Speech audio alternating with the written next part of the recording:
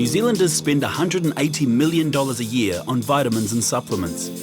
I'm addicted to pills. It's what keeps me alive. Our pill popping has doubled in the past 5 years, and it's growing all the time. Glucosamine for our joints, fish oil for our hearts, and vitamin C to stop us getting cancer. There's a pill for everything. We've got a very ambitious target to become a $5 billion industry by 2025. We do like to fix things quickly in today's world, and so if something's not right about our diet, we take a pill to fix things. But could those pills also be hastening your death? Auckland University's Professor Rod Jackson believes they are. Along with 8 volunteers, he's going to be part of an experiment to find out how much good vitamins really do. I take vitamin B, B1, B2, B3, B12. Iodine, zinc, glucosamine and a multivitamin. So this is my vitamin intake for the day. We've got vitamin C, ginkgo, omega-3 oil, the vitamin B12. The latest research tells us that high levels of 2 vitamins, A and E, but also possibly C, are dangerous when taken to excess. Many of us take supplements in the belief that they make us healthier. But what happens if you over-medicate? Could your vitamin pills, in fact, be shortening your life?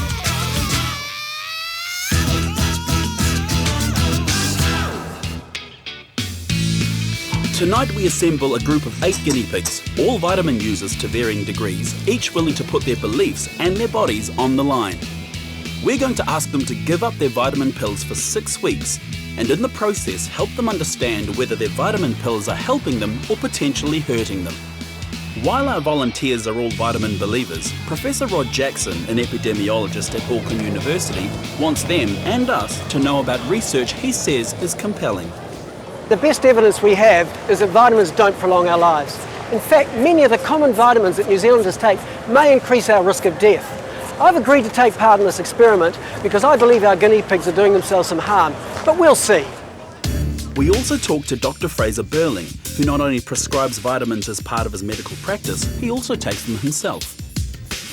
If I lived in the country, grew my own fruit and vegetables and picked them when they were ripe, when all the nutrients go into them, and if we had soil which wasn't selenium deficient, then I wouldn't need any extra supplementation. Until 100 years ago, no one had heard of vitamins. Indeed, the word wasn't even invented until 1911. Previously, sailors on long sea voyages realised that fruit and vegetables were essential to maintain good health.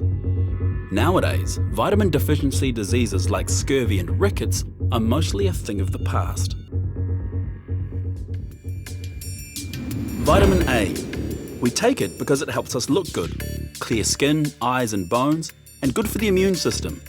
But as a fat-soluble substance, it can cause damage to the liver when taken to excess.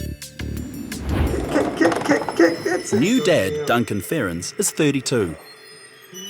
He takes a men's B-complex vitamin for stress. This is the reason why I take the vitamins. I mean, obviously my stress levels have increased dramatically in the last 5 months because of my little girl Lola. Duncan owns a cafe in Auckland's Ponsonby Road.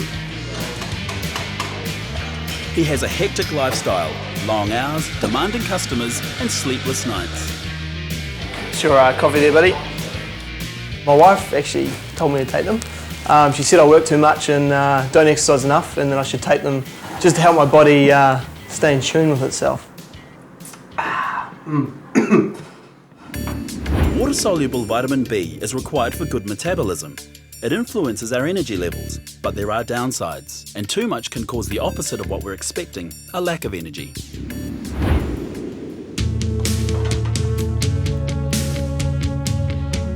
Bridget Saunders became famous as a gossip columnist and is now writing a book about relationship trends.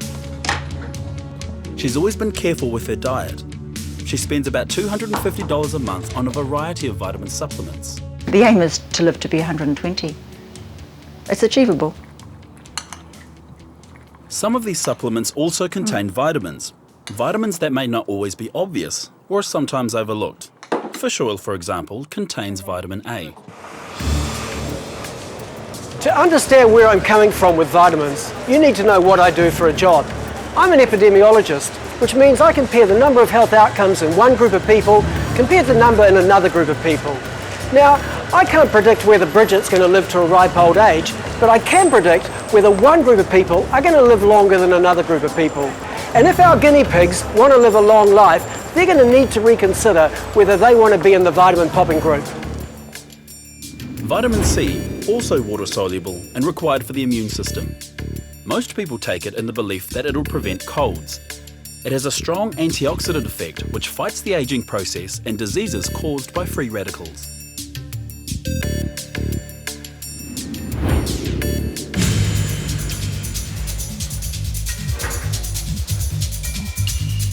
Apprentice welder 19-year-old Kurt Cutter is a top sportsman. He's a junior warrior with big dreams of making it into the NRL. He swallows a variety of vitamins to boost his training and help underwrite a frantic lifestyle. Because I do a lot of work throughout the day, just want the right vitamins in me or whatever your body needs to produce to make you last throughout the day. So this is where I keep my vitamins. I take one of each every day and I take 3 omega-3. And I take them all in the morning with food. Gillian Bashford-Evers is the owner of an Auckland antique store. She's our highest user, taking up to 15 vitamins a day and spending nearly $300 a month on various supplements. I need to maintain good health in order to be competitive in the business I'm doing. Not only is she a believer for herself, but she also buys vitamins and supplements for her aging dog, Monty. Monty gets his home-cooked food, and then omega-3. He has omega-3, very important for the snails that have omega-3. And we've got one little garlic oil tablet, which just... Monty, come on. So, in those different pills, Monty's getting multiple sources of vitamins A, B and C. And then we've got a garlic oil tablet, and then his chondroitin. There's another danger, and that is that if you take several, and many people who are taking supplements don't just take one, they'll take half a dozen, there'll be overlap. So unless you read your labels very carefully, you can have that overlap. And that's actually one of the anxieties we have, that people will take a number and not look at the ones where they're double dipping, triple dipping. There's always a risk in that, and our advice is to always seek the advice of a healthcare professional. Our fourth guinea pig, 39-year-old Manaxi Daya, is a hotel spa therapist. She's seriously into fitness, and as well as her morning protein shake, she takes multivitamins and has had vitamin injections in the past. I take it because I exercise quite a bit, and also I'm a vegetarian, so I do need my vitamin Bs and my iron. Vitamin D, technically a hormone because unlike the other vitamins, it can be manufactured in the body through exposure to sunlight. It's essential for bone health as it enables calcium to be absorbed into our bones, but taken to excess, it can cause kidney problems. Brian Banbury is 72 and has had heart and other major health problems. Morning.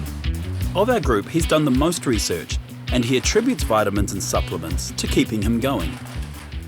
What the supplements and vitamins do for me, they give me more energy, would help with colds and flu and boosting your natural defence systems.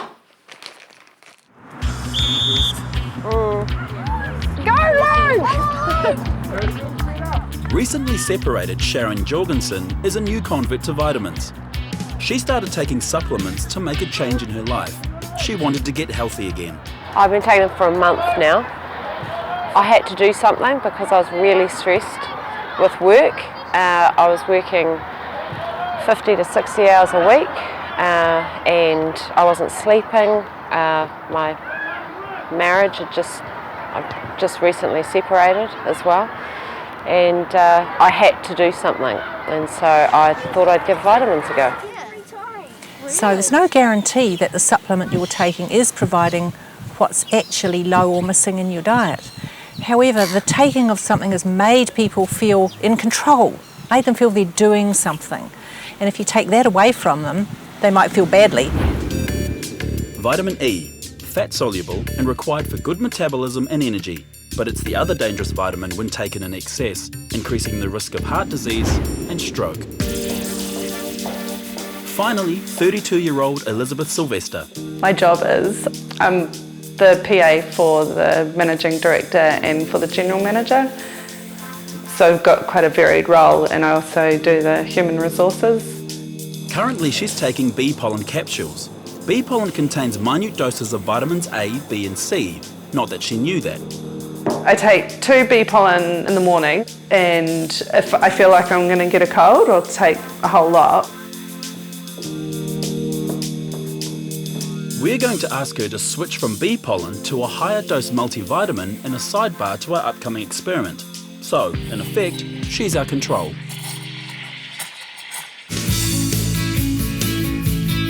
So there they are, our 8 guinea pigs representing various ages, ethnicities and reasons for taking vitamins and supplements.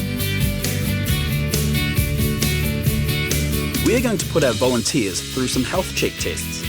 With only 8 people involved, we don't claim that this is a scientific test, but, like us, our vitamin users want to find if their pill popping is helping them or harming them.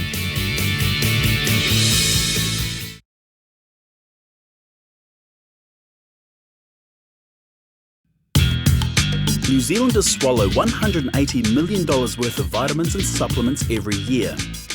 We take evening primrose oil for our skin, vitamin A for our eyes, and B vitamins for energy. In this hectic world, we think our little capsules are helping. But overseas research is starting to show that sometimes our pill popping is not giving us the benefits that we think, and indeed may even be killing us earlier. The best evidence we have today is a review of over 60 randomised trials in almost 250,000 people. And this study shows that those people who take vitamins have an increased risk of death compared to those who don't. Now, many people are going to find this hard to believe, and it appears to defy logic, but it's based on the best possible evidence we have. We have brought our 8 subjects together in a medical laboratory in Auckland.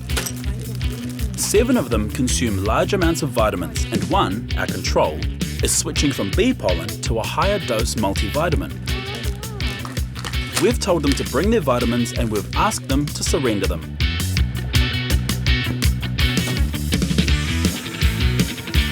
We're going to monitor their reactions over a 6-week period. We want to find out whether any of our subjects are inadvertently over-medicating themselves. You take all that? Sometimes. Oh my gosh. Oh, this is excessive.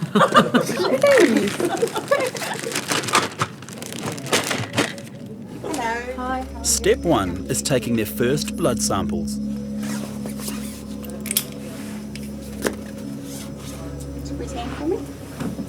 We're going to test for the main vitamin groups A, B, C, D and E. It's vitamins A and E, and possibly C, that are the ones that are potentially harmful.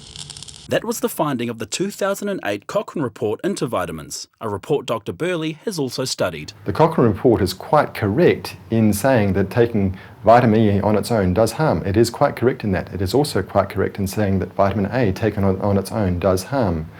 If you take these vitamins in a complex, a decent complex with 10 or more multivitamins and minerals in them, there's been no evidence to show it does harm when taken at the right doses. Dr. Winsome Parnell says people need to be most concerned with the fat-soluble vitamins A and E because they are stored in the liver. Our liver is a powerhouse where many enzymes are working, and those enzymes are critical for all body functions. It's like an enzyme powerhouse, and if we have very high levels of one thing and cause damage to that, then the liver is more inefficient and parts of it may die off. I wouldn't be wanting to do that. 2. 4, aye. The subjects go home without their vitamins, and the blood tests go off for immediate testing. Fascinated to see the results, but not enjoying the process.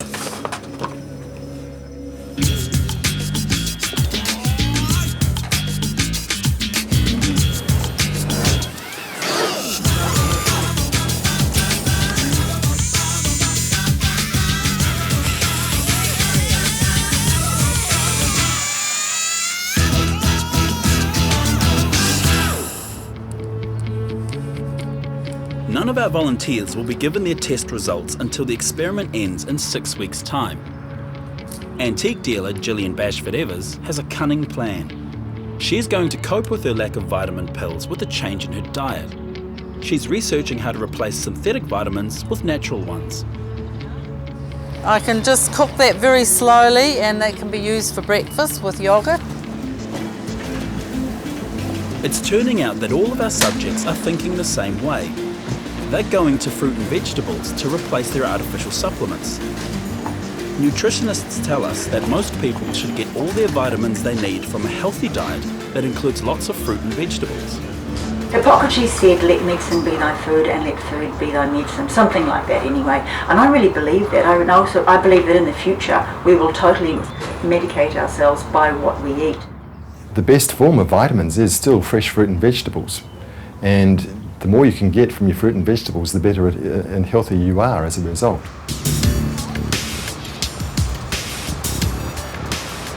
It's interesting how our subjects are adapting to life without synthetic vitamins, and I now believe they're going to do themselves even more good than I initially thought. Not only are they not taking harmful vitamins, but they're eating better food. I now predict that by the end of the 6-week experiment, they're going to be much better off than they were when they were popping pills. Stressed cafe owner Duncan Ferrens is walking to work every day. Spa therapist Manaxi Daya is also increasing her exercise regime. But welder Kurt Cutter is wondering whether his lack of vitamins is making him less effective on the sports field.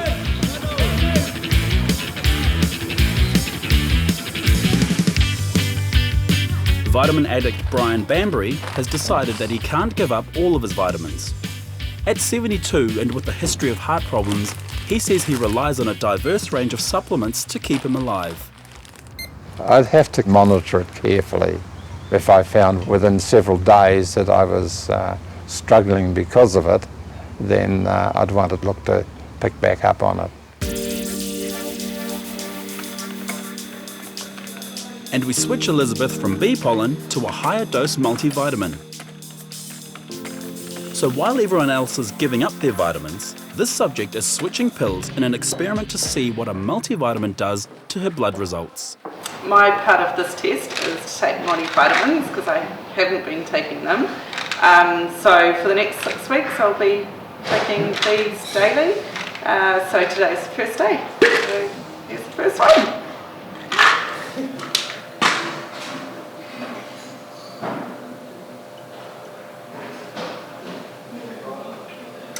Dr. Bruce Arrell is a GP and also a Professor of General Practice at Auckland University. The blood results are just back, and we've asked him to tell us what they mean in layman's terms. Remember, these are from when each person was taking their vitamin pills. Gillian was elevated on her vitamin A, vitamin E and vitamin C. Her vitamin E was very elevated, and it's interesting because in the literature that vitamin may actually kill you, so she may be shortening her life rather than extending her life by taking her vitamins.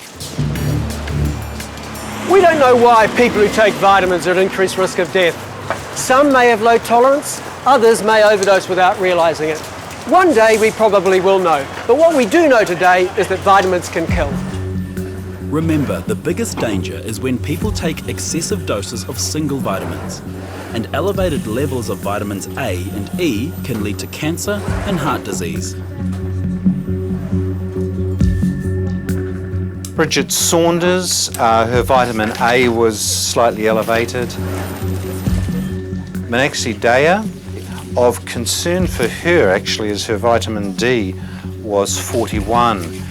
And it's an interesting issue for people who've got darker skins, is that they don't make the vitamin D in their skin, which is where we make the vitamin D. And so people with darker skins are probably more prone to having low vitamin D.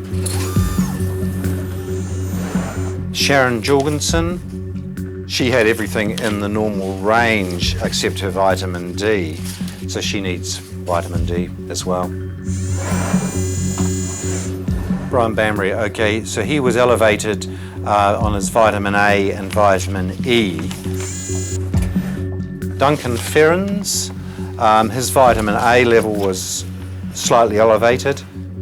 Kurt Cutter, His B12 was slightly elevated. Elizabeth Sylvester, her vitamin C was elevated, but again her vitamin D was 71, so a little bit below the 80 nanomoles per litre that the researchers are currently recommending. Our 8 volunteers have 6 weeks to wait before they're told their blood test results. Will their vitamin readings, and especially the ones regarded as dangerous in high levels, vitamins A and E, go up or down?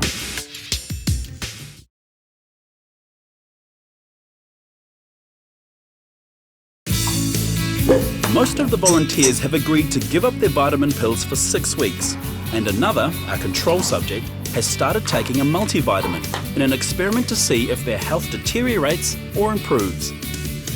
We've asked them all to keep a record of everything they eat and drink, and later in the program we'll analyse their diets to see what vitamins they're getting from their food. We've also given them a diary camera to record what they do and how they're feeling. Walkies time. Antique dealer Gillian Bashford-Evers is adapting to life without her pills and supplements.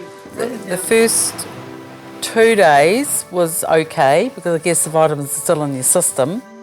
Then I've had the odd heart palpitation, I've had sore joints. I've been very strict with what I've been eating. All of that beautiful goodness. 1 glass, you don't want to have too much, you don't want to overdo it. Actually, no alcohol. I've been feeling actually very good. I've slept less. I've found that I haven't had to sleep as much. I found I get a bit tired in the afternoons. So I guess I miss having the supplements to give you that extra bit of a boost. Spa therapist Meenakshi Daya is noticing changes too. Hi, it's Saturday morning and was feeling a bit tired this morning. Was meant to go to the gym, do a workout, but just a little bit tired, so just had a little bit of a rest in and just about to go for work. Yeah, see you, bye. But she soon adapts to her new regime. The first few days I was quite tired actually. All I wanted to do was sleep. I'd wake up and still kind of feel a little bit tired, but now I kind of, get up, go to the gym. I still have the energy. Been eating more fruit and vegetables that are like more vitamin Bs and iron. Like the pasta's got more iron and, more legumes and that with protein and... I haven't noticed a hell of a lot, but I feel alright. I get a bit tighter at nights and stuff. I'm just eating the same things. It's usually pretty good. Have a lot of fruit, have a lot of vegetables, and I try to eat good. All good. 28, thanks, Fred. Okay, thanks, Fred. I haven't had any big changes. I thought I would, but obviously I wasn't sort of taking a huge amount of vitamins in the first place, so the drop-off wasn't really noticeable. So daily stress levels have been pretty chill, which is, I don't know why, maybe it's school holidays and a lot of people are away, so we haven't been so busy, or maybe it was all in my head. The issue of taking things like vitamin B for energy, of course, is a huge placebo component. We know if people take a pill or have an injection, whether there's an active component or not, a lot of people will feel better. And the only way you can really sort something out is to be given things with a placebo and an active drug randomly in what we call single patient trials, and then get the person to assess their outcome. And my guess with all those people is I'd be surprised if they could tell the difference between taking an active vitamin versus taking a placebo. Since I've stopped taking vitamins, I'm getting my breakfast down much quicker. The flaxseed oil and the omega-3 oil was absolutely disgusting in my dessert, and it would take until about 3 o'clock in the afternoon to get it down, because it actually would make you feel a little bit queasy. It was horrible, so that's a positive. I haven't noticed any difference at all in well-being. A little bit more money in my purse.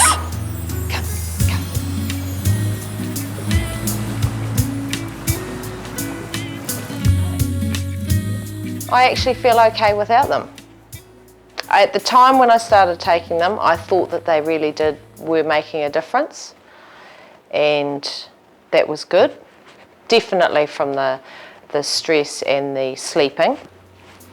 But it's been 3 weeks now, and I don't feel too much different. There you go.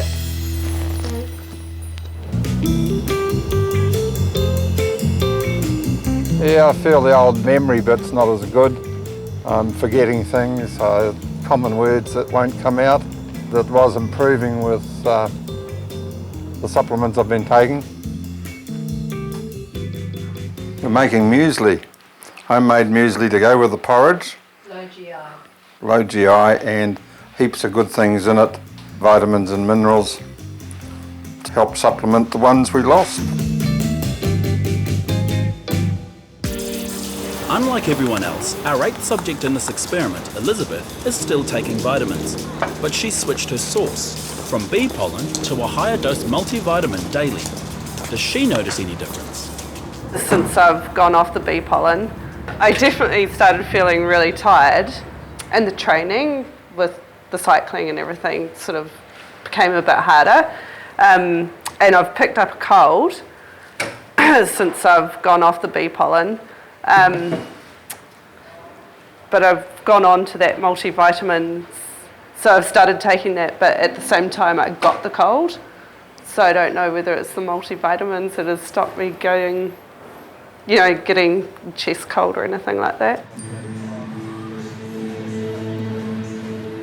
Hi, it's Tuesday, and I'm feeling great without my vitamins, and I'm just about to go to work.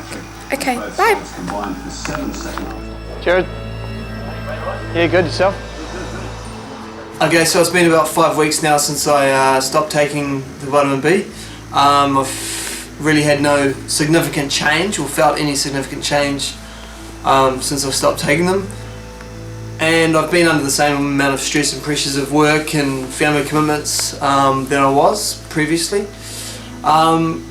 I guess my wife was surprised because she thought it actually helped out when I was under pressure and under stress, but I guess I proved her wrong, which was quite nice.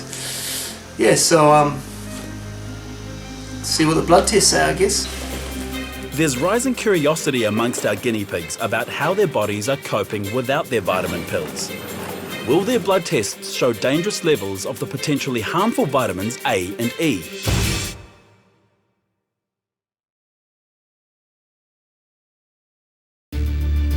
In our experiment, our 8 vitamin volunteers are being challenged by Professor Rod Jackson from Auckland University. They believe their pill popping is making them healthier. He disagrees.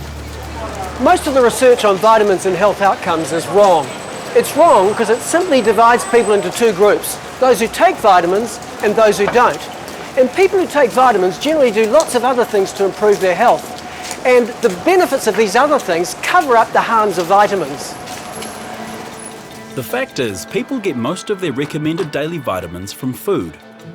You can get vitamin B from beans or even beer, but if you also take a vitamin B tablet, you might just be taking more than you need. The same with fish oil or chondroitin. You could be overdosing without realising it. Everything?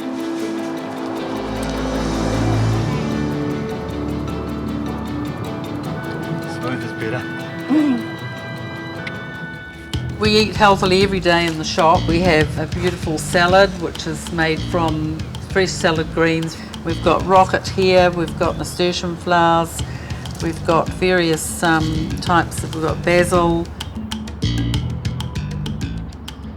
We asked Dr. Winsome Parnell, a nutrition expert at Otago University, to analyse the diets of each of our 8 volunteers. Overall, looking at intake, their diets were above average for the population. People who take supplements are people with the better diets. That's been found internationally and in previous data, for example, the 1997 Nutrition Survey in New Zealand. Dr. Parnell oversaw a huge survey into what New Zealanders were actually eating back in 1997. Now she's updating that database and she's agreed to apply the same analysis to our 8 subjects. I think they're fairly representative of supplement users in the population. They're people whose physical health is important to them and they're conscious of their nutrition.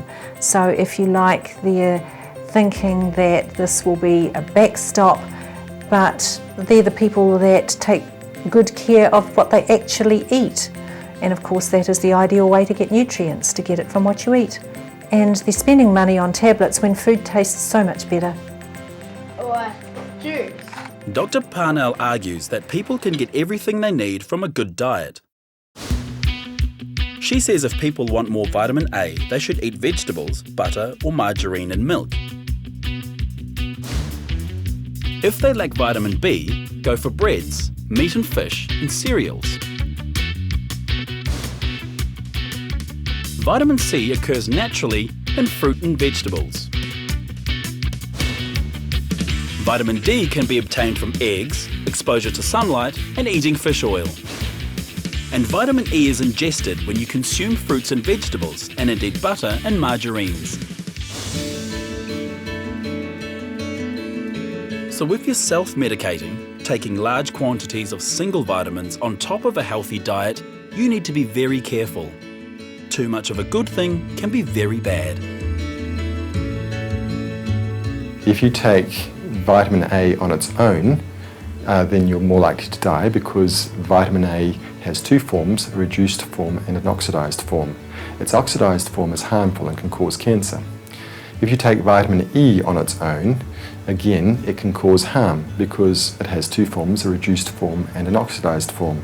And the oxidized form does damage to the artery walls, causing increased risk of heart attack and stroke. With fat-soluble vitamins, I would be very reluctant to take multiple sources. As I've explained with vitamin A, if your intake is excessive, you will store it in the liver and that can be damaging. With any of the fat-soluble vitamins, that's an issue. And so what you think is doing you good may in fact be doing you harm, and you mightn't immediately see that. It might take many years before that damage or the effects of it are evident. The 6 weeks is up. Our 7 subjects, including Bridget Saunders, have not popped a vitamin pill since their last blood test, while the 8th, our control experiment, started taking multivitamins. How are they feeling?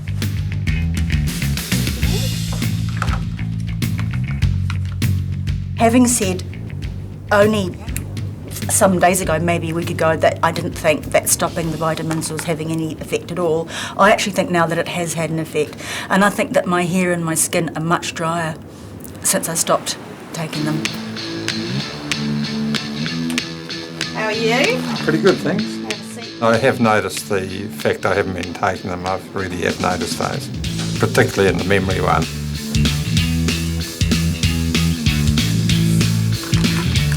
I've got to say the old hand-eye coordination is not quite as good. The 6 weeks have gone really well, really quickly. I don't think the vitamins did anything for me now. Yeah, I think we still need them. I think, in moderation we still need vitamins because we can only get so much from our food. And our experiment wildcard. Has Elizabeth fared better than the rest because she took a multivitamin when the others didn't? I don't think the vitamins have made any difference at all. Over the past 6 weeks, some of our subjects have struggled without their vitamin pills, and some haven't noticed any difference. The results of their blood tests are about to be revealed to them. Some are in for a shock when we bring our 8 volunteers face to face with Professor Rod Jackson for the first time.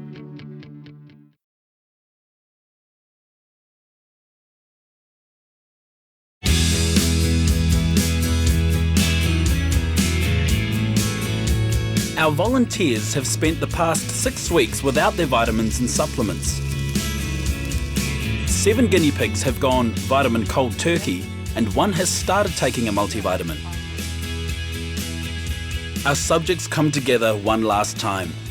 Tonight, they'll learn the truth about their vitamin consumption, and, for the first time, they'll face 2 medical experts who believe their pill popping is dangerous for their health. Dr. Bruce Arrell, Professor of General Practice at Auckland University, has now analysed all of their blood results. it's the moment of truth. This is a tense time for all of our subjects. Right, so Brian. Decide.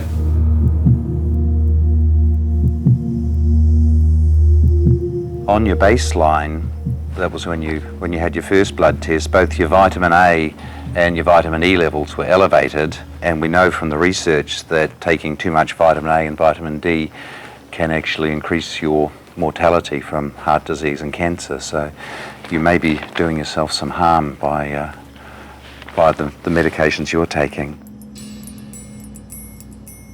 Afterwards, everything was normal. Yep, that's fine. Okay, Gillian. Yes. Okay, at your first blood test, your vitamin A and your vitamin E were elevated, and your vitamin C was elevated. And when you stopped taking your medication, your vitamin A was elevated. All the others were normal. You're the only one who's got a normal vitamin D. So for you, the A and the E are probably a little bit hazardous. You're probably taking too much of those. Possibly. Duncan Ferrens. His vitamin A was elevated at the beginning of the experiment, but like all his other vitamin levels, normal at the end. Sharon Jorgensen's vitamin levels were normal throughout. Kurt Cutter's B12 was elevated at the beginning, but essentially normal throughout. And Elizabeth Sylvester, who started to take multivitamins 6 weeks ago at our request, was told that her vitamin C had increased, albeit within the normal range. Monaxi. Yes. Your vitamin D actually was the lowest, and that's part of coming from Gujarat. You don't absorb the sunlight. Yeah, okay. So vitamin D. So how would you think I'd get my vitamin D from, like food sources then? Pretty Not hard vitamins. in New Zealand in the winter. You probably need to take 'cause of the supplements. sun. We don't fortify the milk here, so Yeah. you probably have to take supplements in the winter in New Yeah. Zealand. But you probably, if you're out in the sun in the summer, you probably don't need to. Yeah, I think it's So, just because it is winter. Yeah. Okay, Bridget. Yeah, some interesting things here. Your vitamin A was elevated at baseline. So again, potentially exposing you to excess risk from heart disease and cancer. Okay. So these results are basically saying that taking vitamins is a waste of money. It's not particularly effective. Well, that seems none to of be... you were low, and some of you were high, and we know that if you take things like vitamin A and vitamin E, as a group, you're more likely to have excess cardiovascular disease, excess cancer risk, so it increases your risk. But how much excess is excess? About 5%. 5%? That's not much. No. Is it? So the vitamin E Well, that's on you were top of talking about... your baseline risk. So your risk of cancer is probably about 40% lifetime, putting up to about 45%. So the vitamin E excess that you were talking about, that was over 5%? About 5%, yeah. Wow, okay. Finally, Professor Rod Jackson, epidemiologist at Auckland University, arrives to try and persuade our 8 subjects not to go back on their pills. Can he convince them? We now believe that all of those healthy things that people who take vitamins do was covering up the harm of the vitamins. You guys in general are health conscious people who are keen on improving your health. And one of the things you do is take vitamins, but you do a hell of a lot of other things that is improving your health. And so, we now believe that you're doing yourself more harm than good by taking your vitamins. You're both doctors and you're both anti-vitamins, so there's no one here who can be an advocate for vitamins. Right. So it's like having 2 people who are naysaying global warming, and we're the public and we believe, but we're not scientists, so... Okay, a very good question, except it's false. And the false part of what you said is that we're anti-vitamin. Actually, neither of us are anti-vitamin. I think Bruce has shown you that most of you have got a low vitamin D level. We're pretty convinced that we all should be taking vitamin D because we're just not getting enough out in the sun. So totally not against vitamins. I'm only against stuff which kills us. The vitamins that you're taking are drugs. Okay? If you take a vitamin in a pill form, it is a drug. It is a drug. And unless you get it from natural foods, it's a drug, and it should be treated like other drugs. And we have a saying in medicine that all drugs cause harm. Some drugs also produce benefit. And our job as doctors is when we're thinking of giving someone a drug, we have to weigh up the benefits and the harms. So, are our 8 vitamin volunteers convinced? We'll see. The test will be whether they collect the pills they relinquished 6 weeks ago. As they leave the studio, each faces a choice. So what have we learnt from this experiment? Well, I've influenced a few, but the rest are still pretty convinced they need their vitamins. However, they need to balance any perceived benefits against the harmful effects that are pretty clear cut now for vitamin A and vitamin E, and it's not looking too good for vitamin C either. Moreover, these harmful effects are at least as bad as passive smoking. We've regulated against passive smoking, it's time to regulate vitamins. In my opinion, they should be prescription-only drugs. Whether that ever comes to pass remains to be seen. But the fact is, most of us take vitamins believing they're doing us good. And sometimes that's not the case. The antioxidant effect of vitamins is essential for helping our cells stay healthy. But when vitamins A and E become pro-oxidant instead, they attack our cells and the risk is heart disease and cancer. So how much is too much when it comes to vitamins? It's difficult to say because different brands provide different potencies. Check your packaging. The Ministry of Health recommends the following guidelines for the 2 dangerous vitamins. Vitamin A. Anything over 700 micrograms a day for women or 900 for men is harmful. Vitamin E. For women, the maximum is 7 milligrams daily and men 10 milligrams. And vitamin C.